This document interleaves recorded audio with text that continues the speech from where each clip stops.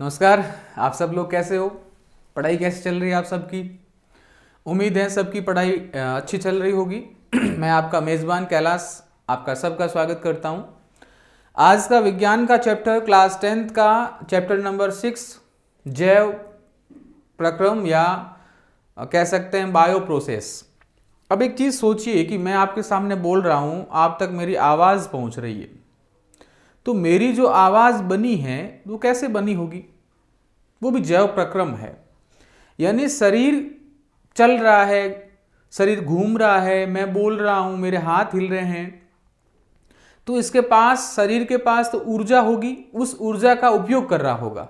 यानी सीधी सी बात है, कोई तो ऐसे प्रोसेस होंगे बॉडी के अंदर जिसके माध्यम से ऊर्जा का निर्माण होता होगा, और यही ऊर्जा या फिर यही प्रक्रम इस शरीर की वृद्धि में सहायता होते हैं। जैसे अपन पहले छोटे बच्चे थे, फिर धीरे धीरे करके बड़े हो गए, तो ये भी एक ऐसा है जैव प्रक्रम है।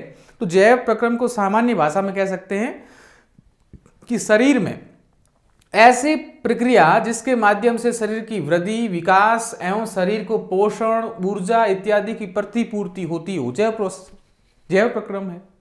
इस प्रकार से आज अपन सारा अध्ययन करेंगे। तो अपना अध्याय नंबर या चैप्टर नंबर 6, इसको बोलते हैं अपन जैव प्रोसेस। बहुत शानदार चैप्टर है, आप ढंग से पढ़िएगा, क्योंकि ये बायोलॉजी, यदि आप 11th-12th में साइंस बायो लोगे तो आपके लिए ये जो चीज़ रहेगी ये रीढ़ की हड्डी रहेगी, क्योंकि यही आपको पढ़ना है उसमें कि अपना भोजन का पाचन कैसे होता है, श्वसन कैसे होता है ना। तो बहुत ध्यान से पढ़िएगा। चलिए अपन चलते हैं अपने चैप्टर की ओर, और उम्मीद है बहुत अच्छा चैप्टर लगेगा आपको, क्योंकि बहुत समझने लायक चीज़ें हैं, बहुत ही रोचक चैप्टर बनाया हमने। देखिएगा, सबसे पहले चैप्टर का नाम है बायो प्रोसेस या जैव प्रक्रम। इस जैव प्रक्रम में पहली बात कि जैव प्रक्रम होता ही क्या है, तो देखिएगा, सबसे पहले शरीर की जो सजीव होता है, उस सजीव की जो संरचना होती है वो सुसंगठित होती है। सब चीजें अपनी अपनी जगह पर होती है, आमाशय अपनी जगह पर, हाथ अपनी जगह पर, आंखें अपनी जगह पर। तो ये सारा का सारा जो शरीर है एकदम सुसंगठित है। उसमें उत्तक होते हैं, उत्तकों में कोशिकाएं होती। तो सीधी सी बात अपन कह सकते हैं कि कोई भी शरीर कोशिका का बना है, और इस कोशिका मिलकर क्या बनाती है? उत्तक का निर्माण करती है। और उत्तक से किसका निर्माण होता है? शरीर का निर्माण होता है। तो शरीर मुख्य तौर से कोशिका का बना है। अब देखिए, कोशिकाओं में छोटे छोटे घटक होते हैं। जैसे अपन पढ़ते हैं कोशिका घटक कौन से? माइटोकॉन्ड्रिया, केंद्रक, गुणसूत्र, डीएनए, आरएनए, गोल्गी का ईआर, ये सारे के सारे लाइसोसोम, ये कोशिका के संगठन होते हैं। तो देखो, पहले शरीर बना उत्तक से, उत्तक बना कोशिका से, और कोशिका में भी छोटी छोटी चीजें। कोशिका किसकी बनी? माइटोकॉन्ड्रिया, कोशिका द्रव्य, केंद्रक, इन सब से। सजीव की यह संगठित एवं सुव्यवस्थित संरचना समय के साथ पर्यावरण प्रभाव के कारण विघटित होने लगती है। जो जन्म लिया है वो तो मरेगा। आपने एक चीज सोची, क्यों हम मरते? क्यों हैं हम मरते? मरने ही नहीं चाहिए, हम ऐसे कैसे रहने चाहिए, लेकिन ऐसा नहीं होता, हम मरते हैं। उसका कारण है जैव प्रोसेस या जैव प्रक्रम, क्योंकि जो कोशिका बनी है उसका विघटन होना निश्चित होता है। तो प्रभाव के कारण विघटित होने लगती है, और यदि यह व्यवस्था टूटती है तो जीव और अधिक समय तक जीवित नहीं रह पाएगा।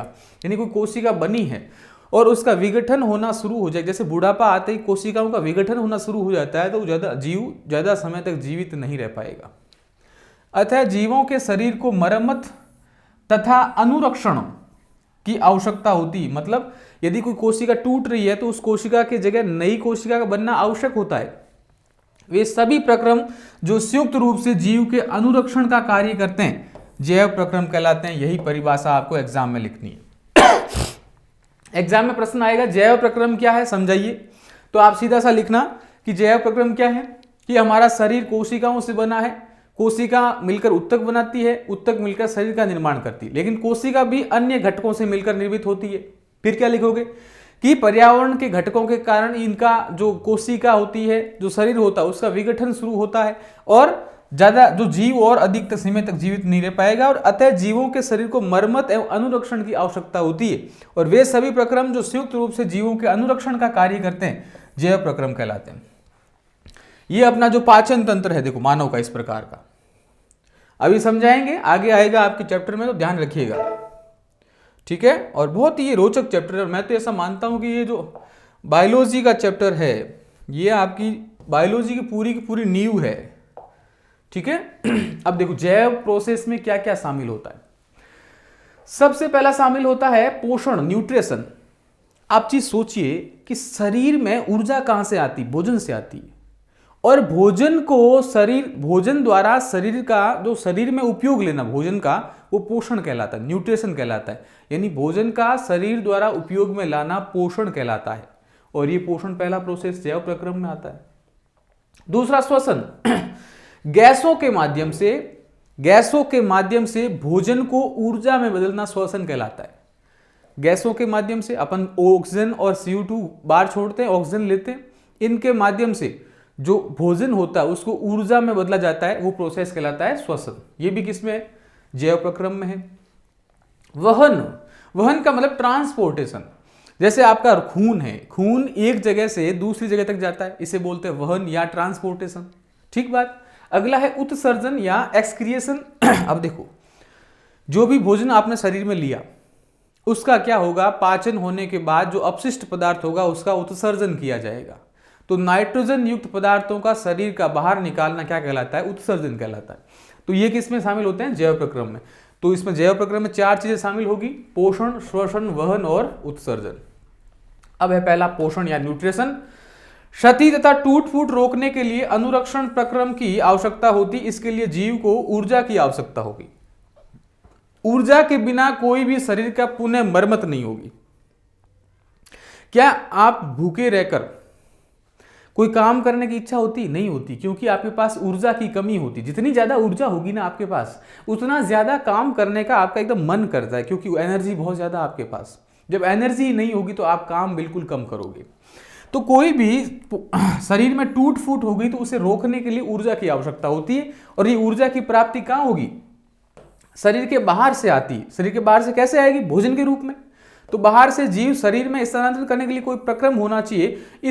इस ऊर्जा के स्रोत को हम भोजन तथा शरीर के अंदर लेने के प्रक्रम को पोषण कहते हैं।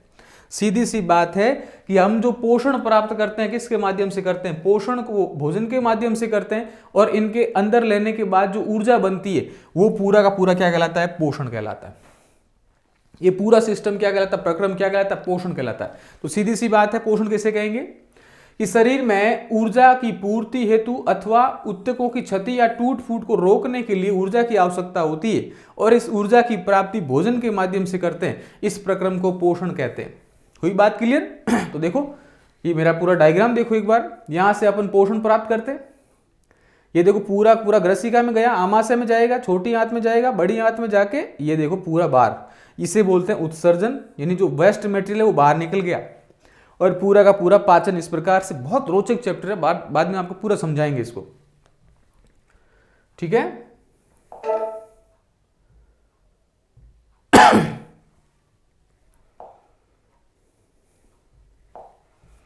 अगली चीज, पोषण के आधार पर जीव किस प्रकार के होते हैं, 2 प्रकार के। एक ऐसे जीव जो अपना भोजन स्वयं बनाते हैं, स्वपोषी या ऑटोट्रोपस, और दूसरे जो किसी दूसरे पर निर्भर होते हैं भोजन के लिए या फिर पोषण के लिए, वो विषमपोषी या हेटेरोट्रोपस। देखो पोषण के आधार पर जीव 2 समूह में बटे होते हैं। पहला है स्वपोषी या ऑटोट्रोपस, इंग्लिश में बोलते हैं ऑटोट्रोपस। तो ऑटोट्रोपस कैसे, जैसे आपने देखा पौधे कभी दूसरे पे भोजन नहीं लेते हैं, वो प्रकाश संश्लेषण से अपना भोजन बनाते हैं, वो कहलाते हैं स्वपोषी। स्वपोषी का मतलब स्व का मतलब खुद, पोषी का मतलब पोषण करने वाले। ऐसे जीव जो खुद अपना पोषण प्राप्त करते हैं स्वपोषी कहलाते हैं, जैसे पेड़ पौधे।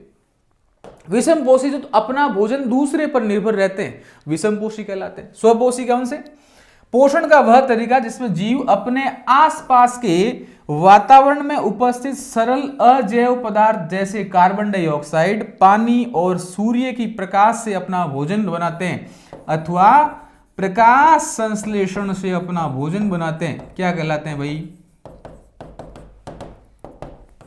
स्वपोषी कहलाते हैं। और इनके उदाहरण कौन से, हरे पेड़ पौधे। हरे पेड़ पौधे स्वपोषी होते हैं, उसको किसी और की आवश्यकता नहीं, सिर्फ कार्बन डाइऑक्साइड हो गया, प्रकाश संश्लेषण पूरा प्रोसेस होता है, उससे भोजन का निर्माण होता है।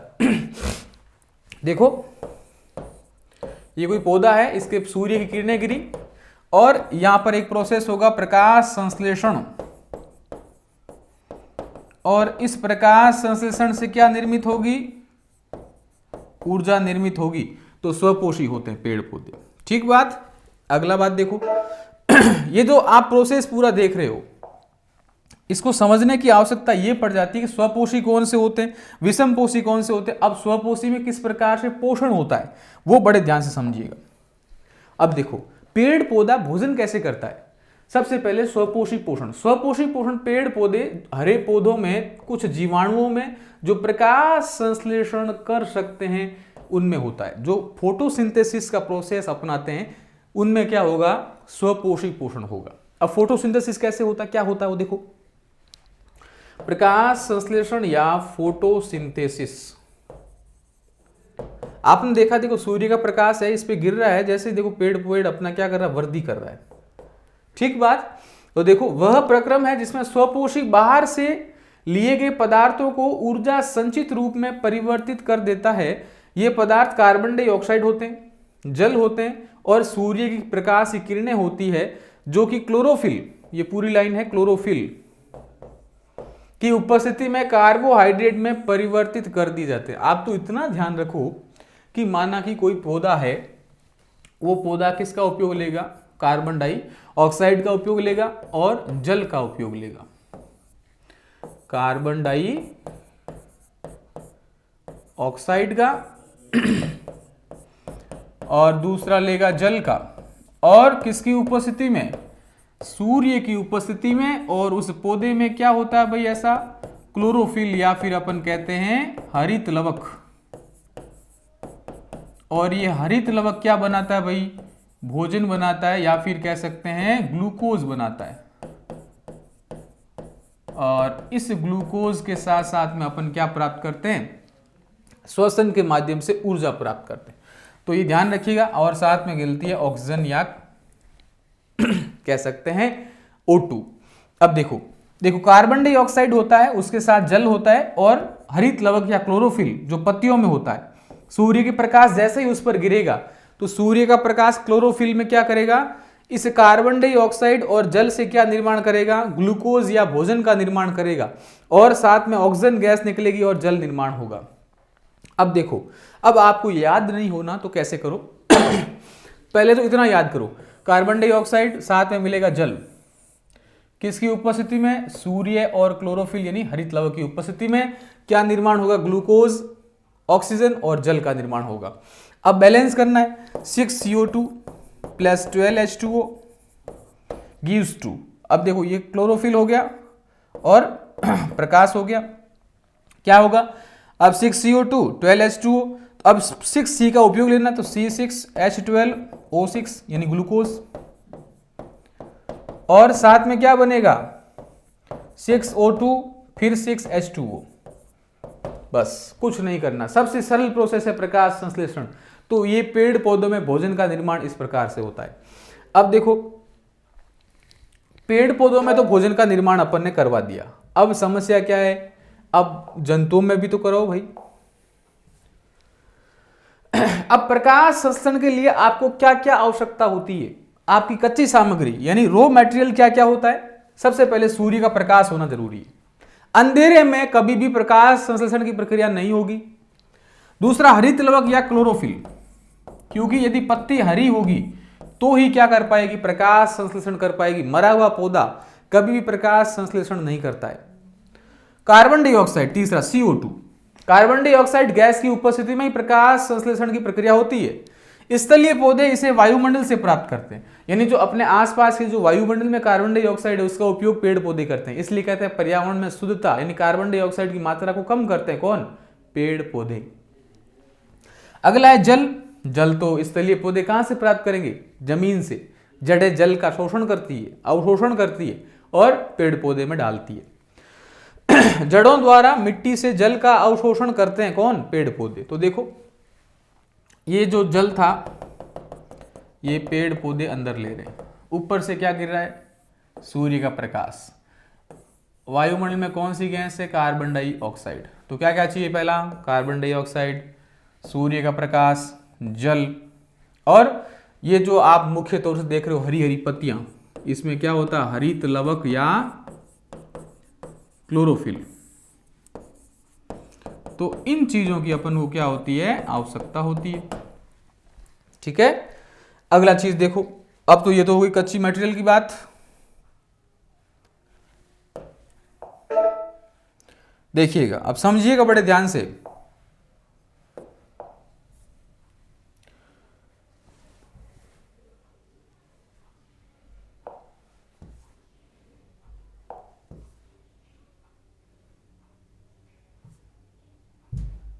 देखिए, अब देखो इसको डायग्राम के माध्यम से समझिएगा कि प्रकाश संश्लेषण के दौरान कौन सी घटनाएं होती है। तो आप बड़े ध्यान से देखना। कार्बन डाइऑक्साइड और जल, जब सूर्य की प्रकाश गिरेगा इस पत्ती पर, तो इस पत्ती में क्या निर्माण होगा, कार्बोहाइड्रेट यानी ग्लूकोज का निर्माण होगा। और साथ में कौन सी गैस बाहर निकलेगी, ऑक्सीजन। इसलिए पेड़ पौधे दिन में ऑक्सीजन गैस प्रकाश संश्लेषण के माध्यम से छोड़ते हैं। कार्बन डाइऑक्साइड हुई, जल हुआ, पत्ती पर प्रकाश गिरा, पत्ती ने क्या बना दिया, भोजन बना दिया, साथ में कौन सी गैस बाहर निकल गई, ऑक्सीजन। क्लोरोफिल द्वारा प्रकाश ऊर्जा को अवशोषित किया जाता है। सूर्य की प्रकाश की किरणों को क्लोरोफिल अवशोषित करेगा। प्रकाश ऊर्जा को रासायनिक ऊर्जा में रूपांतरित करेगी पत्ती। जो भी लाइट से ऊर्जा आएगी उस कार्बोहाइड्रेट और वाटर को मिलाकर किस में बदल देगी, कार्बोहाइड्रेट में। और जल अणुओं का हाइड्रोजन तथा ऑक्सीजन में अपघटन होगा। ये जो जल है वेरी वेरी इंपॉर्टेंट, इसी जल से जो H2O होता है, जल का सूत्र क्या होता है, H2O, इसी H2O का विघटन होगा और कौन सी गैस बाहर निकलेगी, ऑक्सीजन। तो प्रकाश संश्लेषण में जो ऑक्सीजन बाहर निकलती है वो जल से निकलती है। कार्बन डाइऑक्साइड का कार्बोहाइड्रेट में अपचयन होता है, यानी सीधी सी बात है रिडक्शन होता है। यानी जो कार्बन डाइऑक्साइड होता है वो कार्बोहाइड्रेट में बदल जाती है, जो इसमें बदल जाती है, ग्लूकोज में या कार्बोहाइड्रेट में बदल जाती है। ठीक बात। तो आपको समझ में आया होगा कि किस प्रकार से प्रकाश संश्लेषण होता है। बहुत आसान सा प्रोसेस है कि CO2 गैस मिलेगी और ये CO2 गैस क्या करेगी, CO2 गैस क्या करेगी, ये CO2 गैस करेगी आपके ग्लूकोज का निर्माण करेगी। अब देखो पेड़ पौधा किस प्रकार श्वसन करता है, बड़े ध्यान से समझिएगा। रंध्र, रंध्र का मतलब स्टोमेटा। आपने देखा होगा पत्ती के ऊपर छोटे छोटे छेद होते हैं, हमारे शरीर पर भी है। तो पेड़ पौधों के जो पत्ती होती है उस पत्ती पर छोटे छोटे छोटे छोटे छेद होते हैं, उन छेद को बोलते हैं रंध्र या स्टोमेटा। पत्ती की सतह पर जो सूक्ष्म छिद्र होते हैं उन्हें रंध्र कहते हैं। इन रंध्र की संरचना इस प्रकार की होती है। देखो ये आप देखते हो, ये दो कोशिकाएं होती, इन्हें बोलते हैं द्वार कोशिका या गार्ड कोशिका। एक ये नंबर, ये 2 नंबर, 2 कोशिका होती, इनको बोलते हैं द्वार या गार्ड कोशिका या गार्ड सेल। इसके बीच में होता है छिद्र। अब देखो ये द्वार कोशिका जब सिकुड़ेगी तो सिकुड़ेगी तो क्या होगी, सीधी सी बात है, जैसे ये सिकुड़ेगी तो ये रंध्र बंद हो जाएगा। रंध्र क्या हो जाएगा, बंद हो जाएगा। और जैसे ही इसमें जल होएगा, पोटेशियम लवण आएगा तो ये फूलेगी, और जैसे ही फूलेगी, फूलने पर क्या होगा, ये रंध्र खुल जाएगा। तो ये 2 चीजें ध्यान रखना, जैसे ही रंध्र सिकुड़ेगा तो फिर क्या होगा, रंध्र बंद हो जाएगा। और ये जो सीधी सी बात है, द्वार कोशिका जैसे ही फैलेगी और रंध्र खुल जाएगा। तो आप चीज को यहां पर देखो, वापस समझना क्या है वो देखो। रंध्र के कार्य क्या होते हैं, प्रकाश संश्लेषण के लिए जो गैसें होती इन्हीं रंध्रों के माध्यम से अंदर आती है। अधिकांश आदान प्रदान इन्हीं छिद्रों से होता है। वाष्पोर्जन, जैसे ही प्रकाश दिन में ज्यादा होगा तो पेड़ पौधे के अंदर जो जल होता है वो उड़ने लग जाएगा। इस प्रक्रिया को बोलते हैं वाष्पोर्जन या इवेपोरेशन। ठीक है, तो जल वाष्प के रूप में रंध्र द्वारा बाहर निकलता है। अब देखो आपने देखा होगा रंध्र, जैसे ही CO2 गैस आएगी खुलेगा, ऑक्सीजन गैस बाहर निकलती है, जल बाहर निकलता है, यानी इससे क्या होता है, एक तो वाष्पोत्सर्जन होता है। यानी सीधी सी बात कह सकते हैं कि पेड़ पौधे जल की हानि इन्हीं रंध्रों के माध्यम से करते हैं। दूसरा, गैसों का आदान प्रदान भी इसी रंध्रों के माध्यम से करते हैं। ये स्टोमेटा का क्षेत्र। और ये देखो आप, ये 2 कोशिकाएं होती, इसको बोलते हैं क्या, द्वार कोशिकाएं। अब देखो बंद हो गई, द्वार कोशिकाएं, ये भी द्वार कोशिकाएं। जैसे ही फूलेगी खुल जाएगा, और जैसे ही सिकुड़ेगी रंध्र बंद हो जाएगा। बात समझ में आई? तो ये कौन सी कोशिका थी? द्वार कोशिका, रंध्र की संरचना। एग्जाम में प्रश्न सीधा आ सकता है कि रंध्र की संरचनाओं को समझाइए, किस प्रकार से उसका कार्य होता है वो समझाइए, तो आप बिल्कुल आसानी से समझा सकते हो। ठीक है, कोई हार्ड बात नहीं है। अब अपन बात करते हैं अगला, विषम पोषी पोषण, यानी सीधी सी बात है जंतुओं में पोषण कैसे होता है। जो विषम पोषी का मतलब जिनका भोजन दूसरों से होता है, जैसे बिल्ली है, बिल्ली चूहे खाती है, बिल्ली रोटी भी खा सकती है। ठीक है, जैसे अपन है तो अपन भी मांस खा सकते हैं, शाकाहारी खा सकते हैं, शाकाहारी होते हैं, मांसाहारी भी होते हैं। पोषण का वह तरीका जिसमें जीव अपना भोजन स्वयं नहीं बना सकता बल्कि अपने भोजन के लिए किसी अन्य जीवों पर निर्भर रहता है, विषम पोषी पोषण होता है। जैसे मानव, अन्य प्रकार के जीव, सारे के सारे जीव विषम पोषी होते हैं, लेकिन पेड़ पौधे नहीं होंगे, शैवाल नहीं होंगे, यानी स्वपोषी के अलावा सारे विषम पोषी। ठीक है, ये ध्यान रखना, शैवाल हो गए, कुछ जीवाणु हो गए, पेड़ पौधे हो गए, ये कैसे होते हैं? ये स्वपोषी होते हैं। इनके अलावा सारे विषम पोषी जैसे घेड़ा, गधा, बकरी, ये सारे अन्य पर निर्भर रहते हैं। विषम पोषी पोषण देखो, पहला है प्राणी संपोषण या होलोजोइक, दूसरा मृतजीवी पोषण, तीसरा परजीवी पोषण। अब आप बोले गुरुजी ये क्या है? देखो, प्राणी संपोषण ऐसे जीव जो अन्य प्राणियों को खाते हो, प्राणी संपोषण। मृतजीवी जो मरे हुए को खाते हैं वो मृतजीवी, और परजीवी जो दूसरे किसी को खाते हैं वो परजीवी, यानी पैरासाइटिक, ये सेप्रोफाइटिक, होलोजोइक। प्राणी संपोषण होलोजोइक, मृतजीवी सेप्रोफाइटिक, परजीवी पैरासाइटिक। ठीक है, ये तीन प्रकार के विषम पोषी पोषण। अगला देखो, देखो ये सारे डायग्राम बना दी। मानव, छत्रक यानी ये कवक, ये मृतजीवी होता है, जमीन के अंदर जो चीजें होती है उसको अवशोषण करता है। जिराफ हो गया, ये सारे के सारे कैसे होते हैं भाई? मृतजीवी होते हैं। ठीक है, अगली स्लाइड लेते हैं अपन।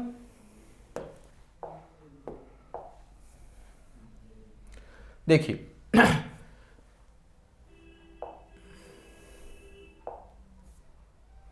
अब अपन बात करते हैं प्राणी समजीवी। प्राणी समजीवी या प्राणी समपोषण ऐसे कौन से होते हैं? होलोजोइक। हमने जो भी जीव देखे हैं, इनसे जीव संपूर्ण भोज्य पदार्थ अंतर्ग्रहण करते हैं तथा उनका पाचन शरीर के अंदर होता है। जैसे अमीबा और मानव, आपने जो भोजन लिया है उस भोजन का पूरा पाचन शरीर के यदि अंदर हो रहा है तो होता है प्राणी संपोषण। ठीक है, एग्जाम्पल अमीबा और मानव। देखो ये कोई पोषण है, यानी कोई खाने की चीज है। ये अमीबा का डायग्राम, ये किसका डायग्राम है? अमीबा का। ये अमीबा ने जो पोषण हुआ उसको शरीर के अंदर लिया, उसका पाचन किया, पाचन करने के बाद में जो वेस्ट मटेरियल था, अपशिष्ट पदार्थ था, उसको बाहर छोड़ दिया। तो ये कर दिया क्या? उत्सर्जन। ये पूरा का पूरा कैसा है? प्राणी संपोषण। दूसरा देखो, दूसरा अपन बात करते मानव ने पोषण को ग्रहण किया, पाचन हुआ और शरीर से बाहर निकाल दिया। दूसरा है मृतजीवी या सेप्रोफाइटिक। मृतजीवी अपना पोषण मृत जीवों के शरीर एवं सड़े गले कार्बनिक पदार्थों से प्राप्त करते हैं। सड़े गले कोई भी पदार्थ हैं उनके माध्यम से क्या करते हैं? वो पोषण को अवशोषण करते हैं। जैसे आपने देखा होगा कि जैसे बारिश के मौसम में जो भी खेत वगैरह होते हैं उसमें छत्रक लगते हैं, छत्रक उसे बोलते हैं आप मशरूम लगते हैं। ये मशरूम देखो सड़े गले पदार्थों से अपना पोषण अवशोषण करते हैं। ये किस प्रकार के हो गए? मृतजीवी पोषण। तो दो प्रकार के पोषण आपको समझ में आए। अगला देखो आप, अगला है परजीवी पोषण, यानी अन्य चीजों पर निर्भर रहने वाले। परजीवी अन्य जीवों पर शरीर के अंदर एवं बाहर रहकर, जैसे आपने देखा होगा जू जो बालों में होती है तो शरीर के बाहर रहकर अवशोषण करती है। मच्छर क्या करता है? खून को चूसता है। तो ये क्या है? परजीवी है, यानी शरीर के या तो अंदर रहेंगे या बाहर रहेंगे, तो वो कैसे कहलाते हैं? परजीवी पोषण कहलाता है। ठीक है, अब देखो इनके उदाहरण कौन? जोंक, जो आपने देखा होगा गाय भैंसों के जो स्तन होते हैं उनके नीचे छोटे छोटे जीव चिपके होते हैं। जोंक, अमरबेल आपने देखा होगा, एक जो अमरबेल होती है वो किसी और पेड़ के ऊपर क्या होती है? इस प्रकार से चढ़ी हुई होती है। फीताकर्मी हो गई, अपन कह सकते हैं जू हो गई, है ना, इस प्रकार से। तो ये इसका डायग्राम बना दिया आपके मैंने कि जैसे देखो शरीर के अंदर भी रह सकते हैं और कुछ चीजें शरीर के बाहर, जैसे मक्खियां वगैरह शरीर के बाहर भी रह सकती है। तो ये डायग्रामेटिक आप समझ गए होंगे। अगली अपन बात करते हैं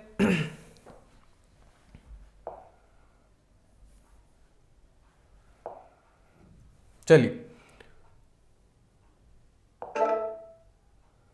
अब देखिए अमीबा में पोषण कैसे होता है, बड़े ध्यान समझना। अमीबा क्या करेगा, इसकी कोशिका होती, इसमें जो भी खाद्य कण होंगे शरीर के अंदर जाएंगे। शरीर के अंदर जाने के बाद में क्या होगा, इसका जो शरीर के अंदर ले लिया, ठीक है, भोजन को अपने पादाप की सहायता से घेर लेता है। अमीबा क्या करता है, अपने शरीर को ऐसी आकृति बना देता है, जैसे कोई अमीबा है, जैसे ही कोई भोजन आया उसको अपने इसको आकृति में बदल दिया, अब इस भोजन को अंदर लेगा, ठीक है, तो खाद्य रिक्तिका का निर्माण करेगा। फिर खाद्य रिक्तिका में जटिल पदार्थ का विघटन सरल पदार्थों में होगा।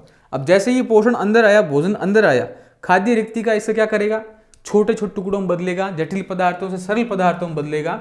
बचा हुआ जो अपरिचित पदार्थ हो गए उसको किनारे पर ले जाएगा और क्या करेगा, शरीर से बाहर छोड़ देगा। ठीक बात। अमीबा में पोषण, अमीबा में मनुष्य की तरह ही पोषण प्राप्त होता है और शरीर के अंदर पाचन करता है। देखो ये अमीबा बना है और अमीबा क्या करेगा, इसके बाहर के पोषण को अंदर ग्रहण करेगा। ये अंदर ग्रहण किया, ग्रहण करने के बाद क्या करेगा, इसका जो रसदानी बनेगी, ये रसदानी क्या करेगी, इसका पाचन करेगी और जो वेस्ट मटेरियल होगा उसको बाहर छोड़ दिया जाएगा, उसको बाहर छोड़ दिया जाएगा। ठीक है, तो ये खाद्य रिक्तिका के माध्यम से अमीबा में क्या होता है, पाचन होता है। ठीक है, तो ये प्रोसेस आप ध्यान रखिएगा। अगला देखिए, अब जो अगली बात है, पैरामीशियम में पोषण कैसे होगा। देखो अमीबा में देखा अपन ने, अमीबा के बाद अपन को देखना है पैरामीशियम, उसमें पोषण कैसे होता है। देखो पैरामीशियम में छोटे छोटे पक्षमाभ होते हैं और ये पक्षमाभ कोशिका की पूरी सतह को ढके रहते हैं। पूरी जो कोशिका होगी उस पूरी कोशिका को ये पक्षमाभ ढके रहते हैं और भोजन का एक विशिष्ट स्थान से ही ग्रहण किया जाता है। तो ये पैरामीशियम इस प्रकार से, देखो ये भोजन को पकड़ेंगे, विशिष्ट स्थान से ग्रहण होगा और ग्रहण होने के बाद में क्या होगा, उसका पाचन होगा। तो पैरामीशियम में इस प्रकार से आप ध्यान रखिएगा। ठीक है, अगला देखिए आप किस प्रकार से पैरामीशियम के बाद में अपन देखेंगे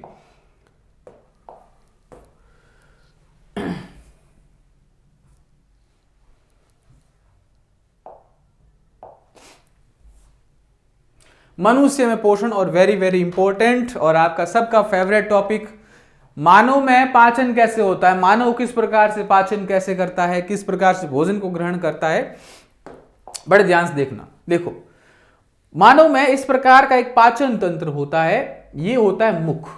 इस मुख से भोजन ग्रहण करेगा, भोजन मुख के बाद में किस में जाएगा, ग्रास नाल में जाएगा। बोलो बच्चों किस में जाएगा, ग्रास नाल में। फिर किस में जाएगा, आमाशय में जाएगा। किस में जाएगा, आमाशय में। आमाशय के बाद में यहां एक चीज होती है ग्रहणी। बोलो रे क्या होगी, ग्रहणी। ग्रहणी के बाद में ये जो बड़ी नलिकाकार संरचना होती है वो होती छोटी आंत, और ये जो बड़ी वाली होती चीज वो होती है बड़ी आंत। और बड़ी आंत के बाद में जो पोषण बचता है इसे बोलते हैं गुदा। क्या बोलते हैं, गुदा।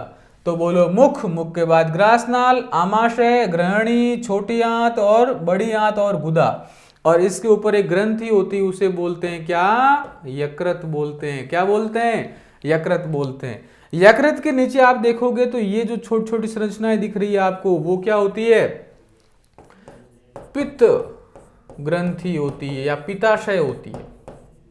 इसी पित्त ग्रंथि को क्या बोलते हैं, पित्ताशय कहते हैं। और आपने देखा होगा इसी के इस साइड में एक पत्तीकार संरचना होती है उसे बोलते हैं क्या, अग्नाशय ग्रंथि। आगे बताऊंगा मैं पूरा आपको। देखो सबसे पहले भोजन को अंदर लिया जाता है, उसको बोलते हैं अंतर्ग्रहण, यानी मानव द्वारा भोजन को शरीर में ग्रहण करवाना क्या कहलाता है, अंतर्ग्रहण। दूसरा, जैसे ही भोजन अंदर लिया अब उसका होगा पाचन, होगा शरीर में, आमाशय में, और सीधी सी बात है ग्रहणी में उसका क्या होगा, पाचन होगा। पाचन के बाद में उसका होगा अवशोषण, यानी जो आवश्यक पदार्थ है उन चीजों का क्या होगा, अवशोषण होगा। अवशोषण होने के बाद में क्या होगा, स्वांगीकरण। अब जो अवशोषित पदार्थ है वो हमारे शरीर में घुलेगा, यानी रक्त में घुलेगा, वो होता है स्वांगीकरण। और जो वेस्ट मटेरियल यानी अपशिष्ट पदार्थ होगा उसको बाहर निकाल देंगे। वापस बताओ, भोजन को अंदर लेना अंतर्ग्रहण, उसका होगा पाचन, पाचन होने के बाद में होगा अवशोषण, अवशोषण होने के बाद में खून में घुलेगा, वेस्ट मटेरियल बाहर निकल आएगा, यानी सीधी सी बात है क्या हो जाएगा, बहिक्षेपण हो जाएगा। ये 5 प्रोसेस है, अंतर्ग्रहण भोजन को अंदर लेना, पाचन उसका होगा पाचन, फिर होगा उसका अवशोषण, फिर स्वांगीकरण, फिर बहिक्षेपण। ये चीजें आपको ध्यान रखना है, याद कर लो। देखो पहला प्रोसेस कौन सा, पहला प्रोसेस होता है अंतर्ग्रहण, दूसरा क्या होगा, पाचन होगा, फिर अवशोषण होगा, फिर स्वांगीकरण होगा, और स्वांगीकरण के बाद में क्या होगा। अब देखो ये पूरा डायग्रामेटिक आपको मैंने 3D डायमेंशन में बता रहा हूं। देखो हम तरह तरह के भोज्य पदार्थ खाते हैं, कभी इच्छा हुई तो क्या खा लिया अपन ने, मटर पनीर खा लिया, कभी कुछ और खा लिया, तो वो भोजन अपन ने ग्रहण किया उसका क्या हुआ, पाचन होगा। देखो मुख से अपन ने भोजन ग्रहण किया, ग्रास नाल में जाएगा, आमाशय में जाएगा, ग्रहणी में जाएगा, फिर छोटी आंत में जाएगा, छोटी आंत से बड़ी आंत, और फिर गुदा के द्वारा अपन बाहर निकाल देंगे। ये ग्रंथि होती है यकृत ग्रंथि।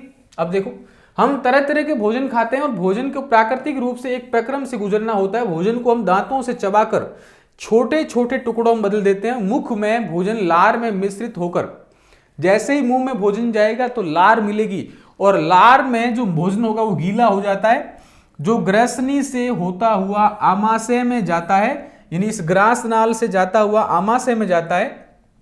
आमाशय एक वृहत अंग होता है जो भोजन को आने पर फैल जाता है। जैसे ही भोजन आएगा आमाशय फैल जाएगा। आमाशय में पेशीय भित्तियां भोजन को अन्य पाचक रसों के साथ मिश्रित करने में सहायक होती। इसमें कुछ पेशियां होती, ये पेशियां क्या करती है, जो पाचक रस आते हैं उसमें घोलने का काम करती है। जैसे यकृत ने कोई पाचक रस डाला तो इसमें घोलने का काम करेगा। यहां पर एक ग्रंथि होती है अग्नाशय, वो भी क्या करेगी, यहां से रस डालती है तो घोलने का काम करती। ठीक है, तो ये पूरा का पूरा प्रोसेस होता है, पूरे के पूरे अपने मानव के पाचन तंत्र की बात हो रही है। ठीक है, अब आगे देखो आमाशय में पाचन कैसे होता है वो देखो। इस आमाशय में क्या होगा, पूरे के पूरे सिस्टम को समझिएगा। इस आमाशय में बाहर से क्या मिलेगा, बाहर से यकृत रस मिलेगा, और सीधी सी बात है अपन कह सकते हैं इसी आमाशय के अंदर कुछ होते हैं हाइड्रोक्लोरिक अम्ल। क्या होता है, हाइड्रोक्लोरिक अम्ल। आपको मैं एक अलग पेज लेके बताता हूं। देखो आमाशय में जैसे ही भोजन आएगा, भोजन आने पर क्या होगा, उसमें एक रस घुलेगा, उसको बोलते हैं हाइड्रोक्लोरिक अम्ल। पहली बात, हाइड्रोक्लोरिक अम्ल घुलेगा आमाशय में। ठीक है, जैसे ये आमाशय है, इस आमाशय में जैसे ही भोजन आएगा, भोजन आने पर क्या होगा, अब देखो भोजन आया, भोजन आने पर यहां पर समझो, देखो ये आपका आमाशय है। इस आमाशय की भित्तियों से क्या होगा, जठर रस निकलेगा, उसमें होता है जठर रस में क्या, हाइड्रोक्लोरिक अम्ल। जठर रस मिलने के बाद में और क्या चीज होगी, और देखो आप इसी आमाशय की भित्तियों से एक रस निकलता है रेनिन एंजाइम, जो दूध का पाचन करता है। रेनिन एंजाइम जो दूध का पाचन करता है। ठीक है, तो हाइड्रोक्लोरिक अम्ल आमाशय में मिलता है, जो किसका पाचन करता है, वो पाचन करेगा किसका, भोजन का क्या करेगा, पाचन करने में सहायक होता है। यदि कोई जीवाणु विषाणु भोजन के सहायता से पेट में आया है तो उसको मारने का काम भी कौन करेगा, HCl करेगा। ये HCl बहुत अधिक अम्लीय होता है, इसकी pH बहुत कम होती है। इसी कारण ध्यान रखिएगा, ये जो आमाशय होता है उस आमाशय में HCl अम्ल के कारण ही एसिडिटी होती है। सुना ना क्या हुआ, एसिडिटी होगी, डकारें आती खट्टी खट्टी, वो क्यों होता है, इस HCl अम्ल के कारण होता है। इसी HCl अम्ल के कारण खट्टी खट्टी क्या आती है, डकारें आती है। आमाशय में पाचन हाइड्रोक्लोरिक अम्ल एवं पेप्सिन नामक एंजाइम एवं श्लेष्मा के द्वारा होता है। तो रेनिन एंजाइम और तीसरा ध्यान रखना पेप्सिन एंजाइम, और यही पेप्सिन एंजाइम प्रोटीन का पाचन करता है। तो आमाशय में कितनी चीजें याद करनी, 3। पहला कौन सा, हाइड्रोक्लोरिक अम्ल, दूसरा कौन सा, पेप्सिन एंजाइम, तीसरा रेनिन एंजाइम, और इसकी जो चारों ओर की जो परत होती है उस परत को बोलते हैं श्लेष्मा। ठीक है, जो चिकनाहट प्रदान करती है। हाइड्रोक्लोरिक अम्ल एक अम्लीय माध्यम तैयार करता है जो पेप्सिन एंजाइम की क्रियाशीलता को बढ़ाने में सहायक होता है। श्लेष्मा आमाशय के आंतरिक आस्तर की अम्ल से रक्षा करता है। अब आप एक चीज सोचिए कि आमाशय में यदि अम्ल रहेगा, यदि इस आमाशय में HCl है तो ये जलाएगा क्यों नहीं, तेजाब की भांति काम करेगा, तो आमाशय को जला के नष्ट कर सकता है। लेकिन ऐसा नहीं होता है, क्यों? क्योंकि इस आमाशय की चारों ओर भित्ति होती है, वो कैसी होती है? श्लेष्मा होती है, और ये श्लेष्मा इस HCl के प्रभाव को इस आमाशय की दीवारों पर होने से बचाती है। ठीक है, तो ये आप प्रोसेस समझ गए होंगे आमाशय वाला। आमाशय के बाद अपन और आगे देखते हैं।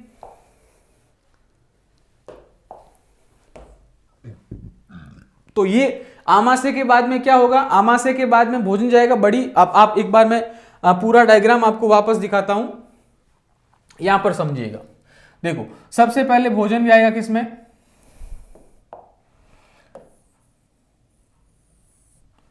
एक रफ डायग्राम बना रहा हूं, देखो।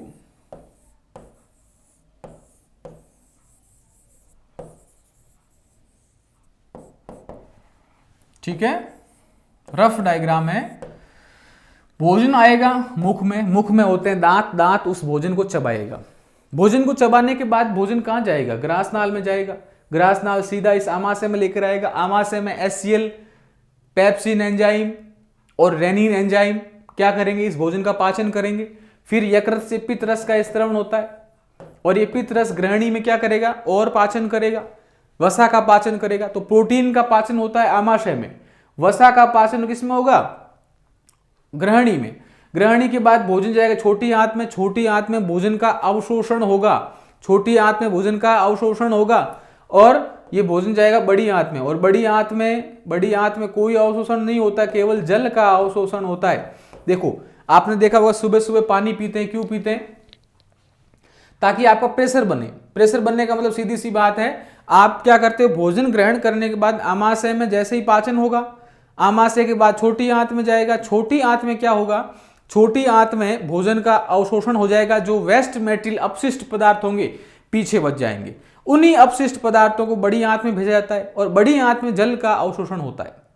तो आपने ऊपर जैसे ही पानी पियोगे, बड़ी आंत तक तो जल का अवशोषण नहीं होता है, फिर जल का अवशोषण होता है बड़ी आंत में, इसलिए प्रेशर बनता हुआ आगे बढ़ता है। तो ये अपन सुबह सुबह जो पानी पीते हैं प्रेशर बनाने के लिए पिए जाता है। अब देखो आ गए अपना श्वसन।